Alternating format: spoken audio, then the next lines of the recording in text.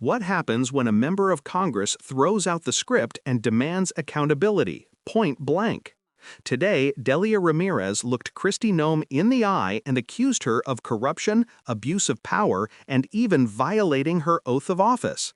And then did the unthinkable. She called for her resignation right there in the hearing.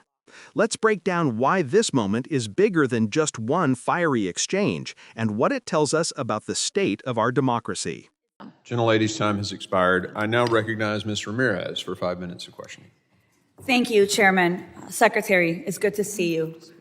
I'm going to go straight to the questions because I have a lot of them. Let me start just following up with Congressman Goldman about judiciary.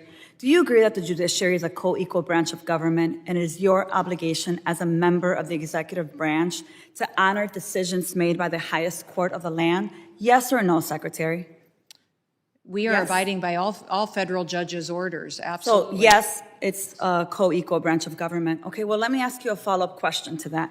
Do you agree that Congress is a co-equal branch of government, and it is your obligation as a member of the executive branch to honor legislation and appropriations duly authorized by Congress? Yes or no? Yes, that's why I'm thrilled to work Well, let me ask you the follow-up question here, because I have a lot of them. Do you agree that Article 1 of the Constitution gives Congress the power of the purse? Yes or no? Yes, that is a duty. Do you of believe Congress that, to be let me able ask to you another appropriate follow-up, it's funds. just yes or no. Do you believe you have the power to disregard congressional appropriations and unilaterally repurpose funds that have been duly appropriated by Congress? Yes or no? Ma'am, we are not doing that. So the We answer are to using you is dollars no. as to All how right, they well, were it was a yes or appropriated. no, We're ensuring the Secretary. Let me programs have continue. integrity. Interestingly, you said no. But since you've been Secretary, you have repeatedly disregarded the law.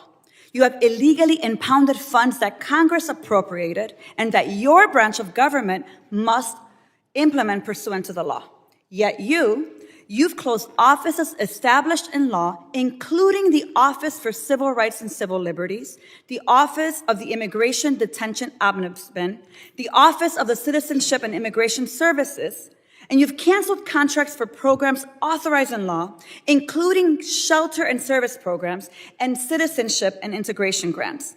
You've obstructed and roughed up members of this committee as they attempted to conduct congressional oversight, and then you vilified them. But my question is, if they were so bad, why were they allowed to go in after to conduct oversight? Let me just continue. You redirected funds to terrorize our communities. You created taxpayer-funded political propaganda campaigns to terrorize families and children who don't sleep at night because of the terror of those commercials that you are putting out there. You hold sick, disrespectful press conferences in my state where, let me be clear, you are not welcome. You corruptly used emergency authority to avoid procurement to make Trump's private prison donors richer by directing $45 billion for them to expand ICE detention centers.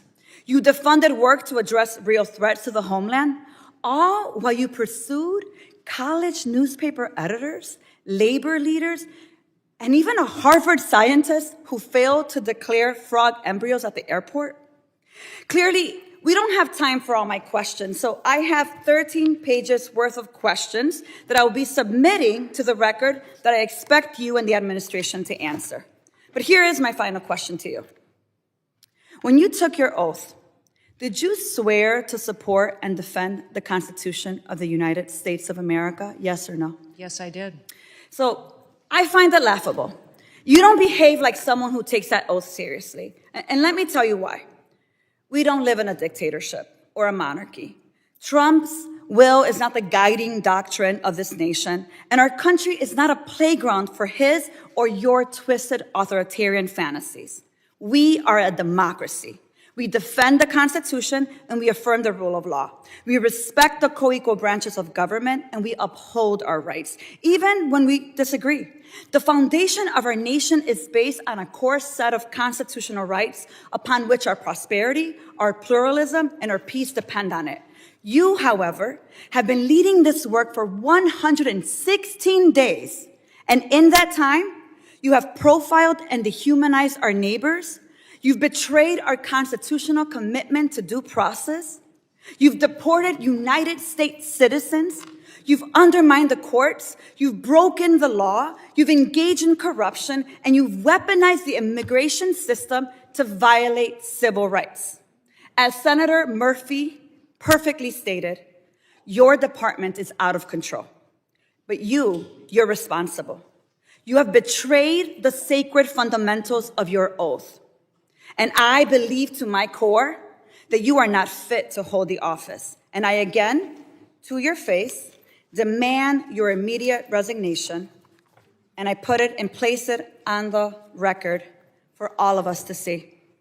With that, Chairman, I yield back. General yields. Mr. Gabarino is recognized. Thank you, Chairman. Madam Secretary, thank you so much for being here today. I'm the chairman of the Subcommittee on Cybersecurity Infrastructure Protection, so I work with CISA a lot. Delia Ramirez didn't hold back. What we just saw was a rare, full-throated demand for accountability in real time directly to Kristi Noem's face. This wasn't the usual cautious congressional questioning. This was a lawmaker laying out, step by step, what she sees as a trail of corruption, abuse of power, and outright disrespect for the Constitution, and then calling for the Secretary's resignation, on the record. That is not something you hear every day in Washington. Now let's unpack what makes this exchange so important. Ramirez wasn't just making political theater.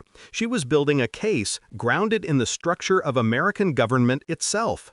She started with Civics 101. The Constitution creates 3 co-equal branches of government. Congress makes the laws, the judiciary interprets them, and the executive enforces them.